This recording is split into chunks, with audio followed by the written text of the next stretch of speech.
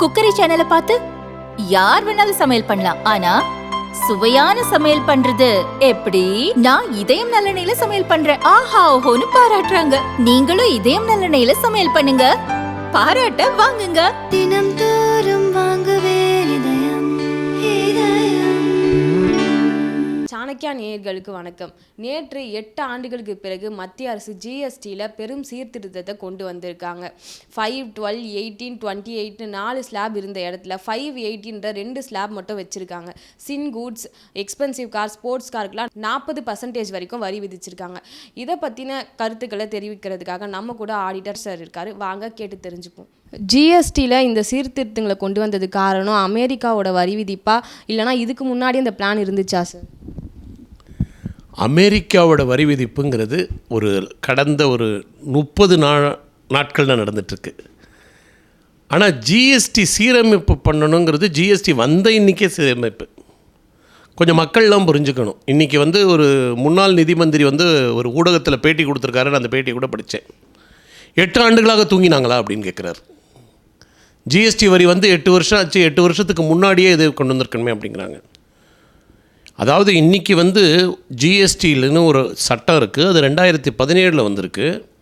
அந்த சட்டத்தின் பிரகாரம் ஒரு பொருளுக்கு 5% இல்லை 12% இல்லை 18% இந்த 28% வரி விதிக்கப்பட்டிருக்கு. ஒரு பொருளுக்கு ஒரே சட்டத்தில் 4 வரியில் ஏதாவது ஒரு வரி தான் போட்டோம். ஆனால் அதே அந்த நிதி மந்திரி மாத்திரம் சொல்லக்கூடாது. இந்தியா சுதந்திரம் அடைந்ததிலிருந்து 2017 வரைக்கும் ஒரு பொருளுக்கு 4 13 சட்டத்தின் மூலமாக வரி விதிக்கப்பட்டது. ஒரே பொருளுக்கு குறைஞ்சது 4 சட்டம். என்ன சார் 4 சட்டம்னு கேட்டிங்கன்னா கிளியராக சொல்லிவிடுவேன். உற்பத்தி வரி, எக்ஸைஸ் டியூட்டி, சேவை வரி, service tax act, central sales tax, 2 மாநிலங்களுக்குள் வியாபார பணிபடி, லோக்கல் சேல்ஸ் டேக்ஸ், வேட்டு. ஒரே பொருளுக்கு 4 வரி விதிக்கப்பட்டது குறைந்தபட்சம். அதே பொருளுக்கு சில பொருள்களுக்கு 13 வரியும் விதிக்கப்பட்டது. ஆனால் இன்றைக்கி இருக்கிறது ஒரே ஒரு வரி சட்டம்.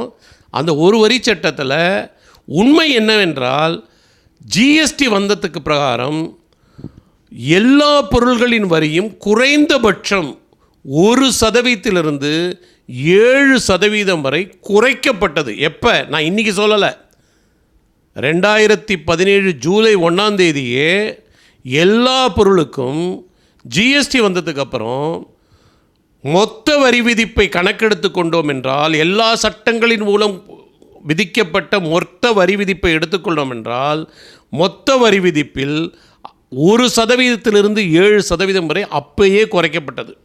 ஆனால் அப்பயே அரசாங்கம் என்ன சொல்லித்துன்னா, இந்த சட்டத்தை இம்ப்ளிமெண்ட் பண்ணதுக்கப்புறம் எப்போ ரேஷனலைசேஷன் சீர்திருத்தம் தேவையோ அப்போ கொண்டு வருவோம். நாங்கள் அதுக்கு ஸ்டடி பண்ணிகிட்டே இருந்தாங்க.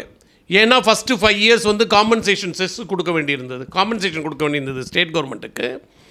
அப்புறம் கோவிட் வந்துச்சு. கோவிடோட எஃபெக்ட் 2 வருஷம் இருந்துச்சு.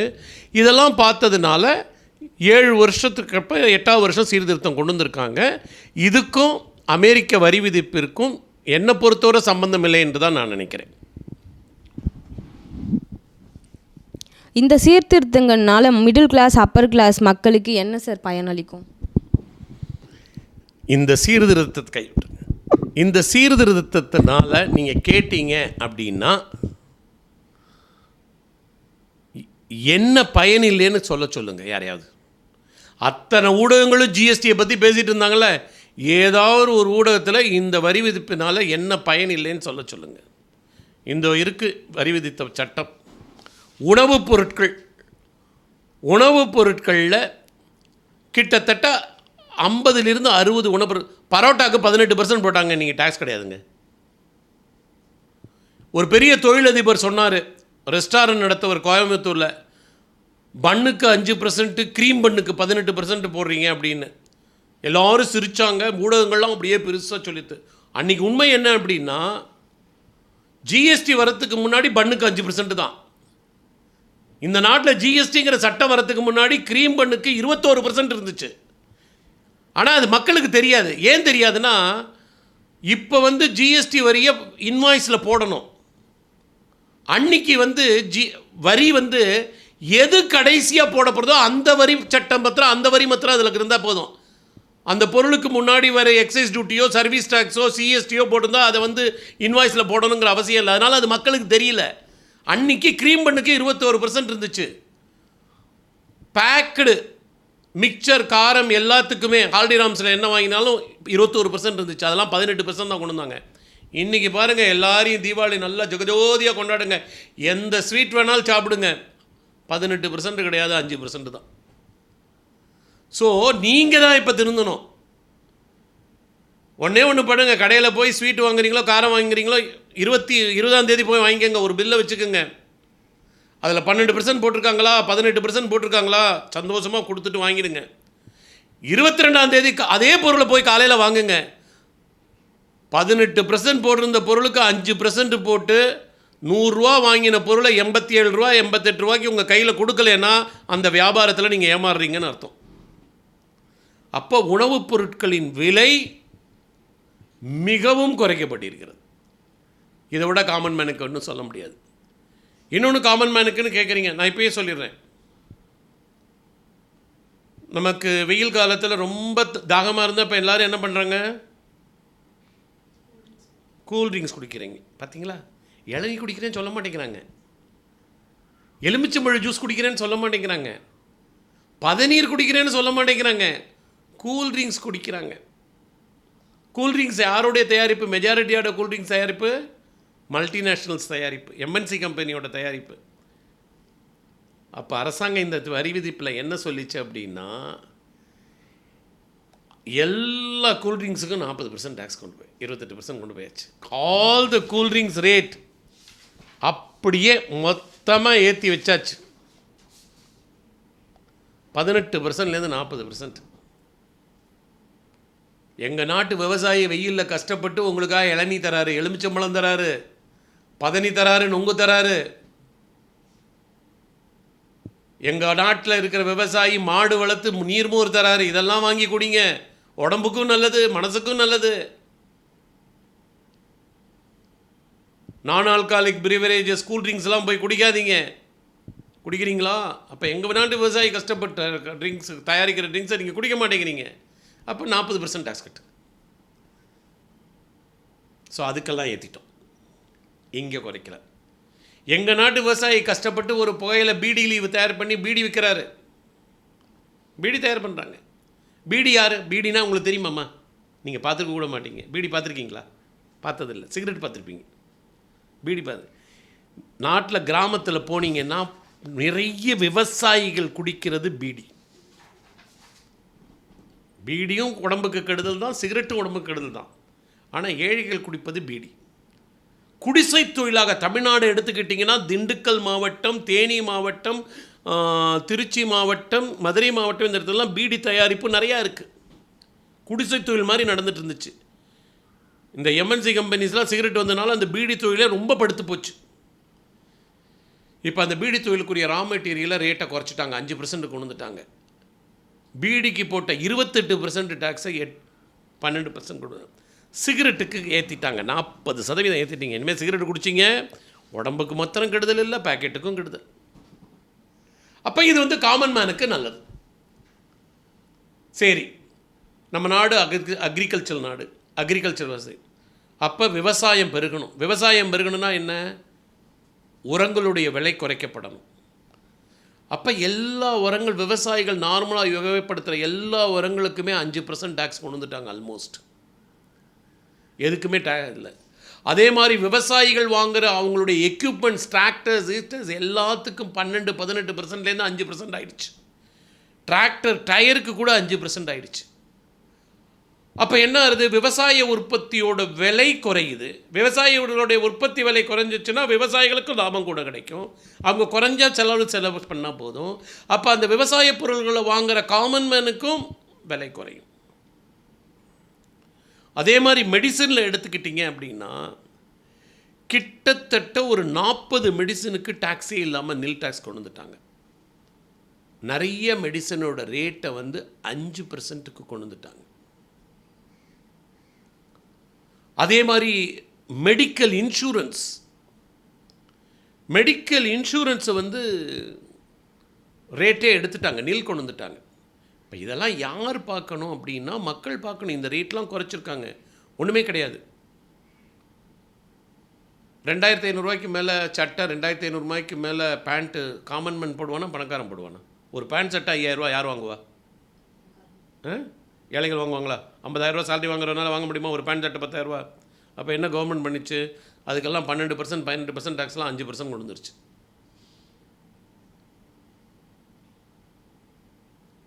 அப்போ காமன் மேனுக்கு பெனிஃபிட் தானே. சரி, பைக்கு 18% காமன் மேன் யூஸ் பண்ணுறான், கொண்டு வந்துடு 5%. 350cc bike, bullet ஓட்டுறியா? நீ ஏழை, ஆனால் புல்லட் ஓட்டணும்னு ஆசை இருக்குது, ஆனால் 350cc வரைக்கும் வாங்கிக்க, 18% நினைக்கிறேன், இல்லைன்னா 40% கட்டு. ஏழை கார் வாங்கி, மிடில் இன்கம் கார் வாங்கிக்கிறியா? 28% இல்லை, சின்ன கார் வாங்கிக்கிறியா? 1200cc sedan வாங்கிக்கிறியா? இல்லை 1500cc இருக்கிற சடான் வாங்கிக்கிறியா? எஸ்யூவி வாங்கிக்கிறியா? 18%. நீ லக்ஸரி கார் தான் வேணுமா? பெரிய கார் தான் வேணுமா? 1600cc 2000cc 2400cc போகணுமா? உனக்கு காசு இருக்குது, கொடு, 40% கொடு. அப்போ காமன் மேனுக்கு குறைச்சிட்டாங்க. அதே மாதிரி நம்ம நாட்டில் ஒரு காலத்தில் பியூட்டி பார்லருக்கெல்லாம் யார் போவா? காசு இருக்கிறவங்க போவான். இன்றைக்கி மிடில் இன்கம்குள்ளே போக ஆரம்பிச்சிட்டாங்க. 18% டேக்ஸை 5% குறைச்சிட்டாங்க. 5% குறைக்கல, 5% குறைச்சிட்டாங்க. அப்போ 23% குறைஞ்சி போச்சு, 13% குறைஞ்சி போச்சு. சாரி, 18% 13% குறைஞ்சி போச்சு. அப்போ பியூட்டி பார்லர் போகிறவங்களாம் என்ன நினைக்கணும்? போன மாதம் பியூட்டி பார்லருக்கு 1000 ரூபா கொடுத்தேன், செப்டம்பர் 22 அப்புறம் நீங்கள் திருப்பி போனீங்கன்னா 120 ரூபா மினிமம் கம்மியாக இருக்கணும். ஏன்? 13% டேக்ஸ் கம்மியாக இருக்குது. 1000 ரூபா கொடுத்த இடத்துல 120 ரூபா, 13%னா கிட்டத்தட்ட 120 ரூபா கம்மியாகணும். அப்படிங்கிறத நீங்கள் தான் பார்க்கணும். அப்போ காமன் மேன், அதாவது இந்த வரி சீர்திருத்தம் இப்போ அறிவிக்கப்பட்டது இந்தியாவின் ஏழைகளின் மறுமலர்ச்சி தினம், அவ்வளோதான் சொல்லிடுவேன். அந்த அளவுக்கு சுதந்திரம் அடைந்து 1947 சுதந்திரம் அடைஞ்சாலும் முதல் சுதந்திரம் ஜூலை 1, 2017. ஏன்னா அன்னைக்கு தான் ஒரு பொருளுக்கு ஒரு வரி தான். மக்கள் தெரிஞ்சுக்கணும், 2017 தான் ஒரு பொருளுக்கு ஒரே ஒரு வரி, ஜிஎஸ்டி வரி. அதுக்கு முன்னாடி வரைக்கும் ஒரு பொருளுக்கு குறைந்தது 4 வரி, கூடியது 13 வரி. இன்னைக்கு அந்த ஒரு பொருளுக்கு சார்ஜ் பண்ண அந்த ஒரு வரியே கிட்டத்தட்ட ஒரு 300-400 பொருள்களுக்கு 12%லேருந்து 5% கொண்டு வந்திருக்காங்க. ஒரு 200-300 பொருள்களுக்கு 18%லேருந்து 5% கொண்டு வந்திருக்காங்க. அப்போ நீங்கள் வாங்கின பொருளை விலை குறையுது. எவ்வளவு குறையுது? 7% குறைஞ்சிச்சுன்னா 100 ரூபானா மினிமம் 6 ரூபா குறையணும். 13% குறைஞ்சிச்சுன்னா 100 ரூபானா 12 ரூபா குறையணும். அது குறைஞ்சு வாங்குகிறோமாங்கிறது நீங்கள் தான் விழிப்புணர்வோடு இருக்கணும், வாங்குறவங்க தான் விழிப்புணர்வோடு இருக்கணும். ஆனால் இது சாதாரண குடிமகன்களுக்கு செப்டம்பர் 22, 2025 ஒரு பொருளாதார சுதந்திரம், பொருளாதார வளர்ச்சி தினம்னு சொல்லலாம். காமன் மேனோட பொருளாதார வளர்ச்சி தினம்னு சொல்லலாம். அந்த அளவுக்கு பண்ணியிருக்காங்க. இந்த சீர்திருத்தங்கள் செப்டம்பர் 22 அமலாகுதுன்னு சொல்லியிருக்காங்க. ஃபுல்லாகவே ஃபெஸ்டிவல் சீசன். இது எந்த அளவுக்கு டேக்ஸ் ஜென்ரேட் ஆகும், இந்தியன் எக்கனாமியில் எந்த அளவுக்கு தாக்கத்தை ஏற்படுத்தும் சார்? அதாவது இந்தியன் எக்கனாமியில் வரி குறைச்சிருக்காங்கம்மா. எவ்வளோம்மா குறைச்சிருக்காங்க? 12லேருந்து 5% குறைச்சிருக்காங்கன்னா நிறைய பொருட்களுக்கு ஒரு தாக்கம் இருக்கத்தான் செய்யும்.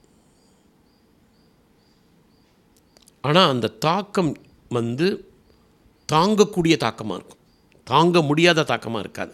காரணம் என்ன அப்படி சொல்கிறேன்னா, ஏன் அப்படி தைரியமாக சொல்கிறேன் அப்படின்னா, பிப்ரவரி 1 நமது நிதி மந்திரி அவர்கள் அனௌன்ஸ் பண்ணாங்க. சென்ற ஆண்டு வரை 7 லட்சத்துக்கு மேலே இருக்கிறவங்க, 7 லட்சத்துக்குள்ளே இருக்கிறவங்களுக்கு வரி கிடையாது, 7 லட்சத்துக்கு மேலே வருமானம் இருந்தால் தான் வரின்னாங்க. இந்த ஆண்டு என்ன சொன்னாங்க? 12 லட்சம் வரைக்கும் வரி கிடையாது, 12 லட்சத்துக்கு மேலே இருக்கிறவங்க தான். ஆனால் இந்த 4 மாதங்களாக வரி கலெக்ஷன், அட்வான்ஸ் டேக்ஸ்லாம் பார்த்தீங்கன்னா கிட்டத்தட்ட 9% கூட தான் வருமான வரி வசூலாயிருக்கு. ரெண்டாவது ஜிஎஸ்டி வரும்போது என்ன சொன்னாங்க? எங்களால் எங்களுடைய பொருளாதாரமே போயிடுச்சுனாங்க. தமிழ்நாடு அரசாங்கமே சுதந்திரம் அடைந்ததிலிருந்து அவங்க வந்து முதல் ஜிஎஸ்டி வர வரைக்கும் முதல் 70 வருஷத்தில் 2016-17 அவங்க கலெக்ட் பண்ண சேல்ஸ் டேக்ஸு 45,000 தான். 45,000 கோடி. 45,000 இல்லை, 45,000 கோடி. ஆனால் இன்றைக்கி அவங்க கிட்டத்தட்ட 1,20,000 கோடி, 2.5 பங்கு கூடி இருக்குது ஜிஎஸ்டினால். இதில் கொஞ்சம் இறக்கம் வரதற்கு சான்ஸ் இருக்குது. பட் எக்கனாமிக்கல் க்ரோத்தும் பையிங் பவரும் ஜாஸ்தி ஆகும்போது வரி ஏய்ப்பும் குறையும். ஏன்னா ரேட்டு கம்மியாச்சுன்னா எப்போதுமே எக்கனாமிக்கில் என்ன சொல்கிறாங்கன்னா வரி ஏய்ப்பு குறையும். இப்போ ஒரே ஒரு உண்மை சொல்லிடுறேன். ஒருத்தர் பியூட்டி பார்லருக்கு போகிறாரு, 18% ஜிஎஸ்டி, நீ 1000 ரூபாய்க்கு பியூட்டி பார்லர் பண்ணிக்கா 150 ரூபா கட்டுனா யோசிப்பார். அதே இதில் 50 ரூபா தான் கட்டணும் அப்படின்னா போய் அரசாங்கத்துக்கு போது 50 ரூபா நான் கட்டிடுறேன் அப்படின்னு கொடுத்துட்டு போயிடுவார். அப்போ வரி ஏய்ப்பு குறையும். அதனால் வரி ஏய்ப்பு குறையும், வரி வசூலிப்பல் கூடும். அதனால் எக்கனாமிக்ஸில் வந்து முதல் 2-3 மாதங்களுக்கு கம்மியாக வசூல் ஆகலாம், இல்லை அதுவும் ஆகாமல் இருக்கலாம். ஆனால் கிட்டது எக்ஸிஸ்டிங் எக்கனாமிக்கு எந்த வித பாதிப்பும் வராதுமா. மாநிலங்களுக்கெல்லாம் வந்து இந்த சீர்திருத்தம்னால நிறைய லாஸ் ஆகும்னு சொல்கிறாங்க. எக்ஸாம்பிள் கேரளாலலாம் 10,000 கோடி கிட்ட லாஸ் ஆகும் அப்படின்னு சொல்கிறாங்க. தமிழகத்துக்கும் இதே மாதிரி லாஸ் ஆகுமா சார்? இந்த வரி ரேட்டு வசூலிப்பு குறையிறதுனால ஒரு உதாரணத்தை சொல்கிறேனே, 12% வசூலிக்கிற இடத்துல 5% தான் வசூலிக்கிறேன், 18% வசூலிக்கிற இடத்துல 5% தான் வசூலிக்க போகிறேன். அப்படிங்கும்போது நிச்சயமாக வருமானத்தில் இனிஷியலாக குறைவு இருக்கத்தான் செய்யும். உடனே வந்து அது செட்டில் ஆகாது. ஆனால் வந்து இங்கே அரசாங்கம் வந்து ஒரு சரியான டயத்தில் இந்த கொண்டு வந்திருக்காங்க, ஒரு ஃபெஸ்டிவல் சீசனில் கொண்டு வந்திருக்காங்க. அப்படிங்கும்போது பர்ச்சேசிங் கூட கூட கூட அந்த வரி ஏய்ப்பும் குறையிறது, அதே மாதிரி வரி விதிப்பு தன்மையும் வரி வசூலிக்கும் தன்மையும் ஒய்டன் ஆகும்போது நிச்சயமாக வந்து என்னோட இதில் வந்து முதல் 6 மாதங்களுக்கு கம்மியாக இருந்தால் கூட இருக்காதுங்கிறது என்னோட நம்பிக்கை. என்னுடைய அனுபவத்தில் 40 ஆண்டு ஆடிட்டர் நம்பிக்கையில் எனக்கு குறையாததற்கு சான்ஸ் கிடையாது. ஏன்னா எப்பெல்லாம் இந்த நாட்டில் வரி குறைச்சாங்களோ வரி வசூல் குறையலை. மக்கள் வந்து அதை வந்து அவங்களுடைய பர்ச்சேசிங் கெப்பாசிட்டி கூடுது.